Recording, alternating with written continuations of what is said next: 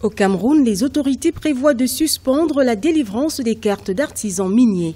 Le gouvernement explique entre autres cette mesure par l'anarchie observée dans l'attribution des autorisations d'exploitation artisanale, l'installation désordonnée des exploitants, la dégradation continue de l'environnement et le phénomène de l'immigration clandestine des ouvriers.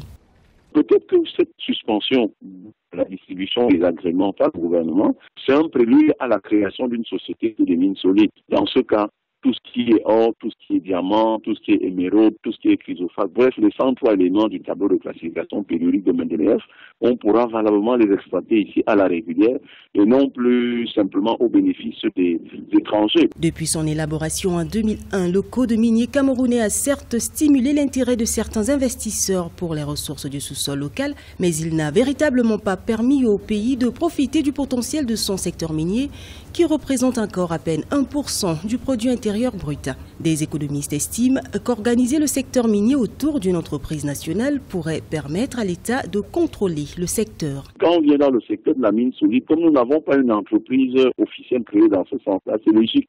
Groupement d'initiatives communes qui interviennent là-dedans. Donc, ça reste vraiment à l'état artisanal. Les chiffres vont chercher dans 7, 8, maximum 10 milliards de francs.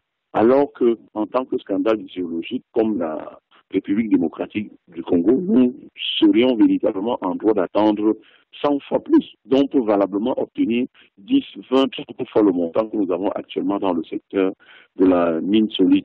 Le secteur minier camerounais a été caractérisé ces dernières années par une désorganisation de l'exploitation minière, sa faible industrialisation et le pillage des ressources minérales. Le code minier dans ses missions a pour objectif d'assurer la sécurité juridique des potentiels investisseurs miniers au Cameroun et d'amorcer la transition de l'artisanat minier vers le secteur formel.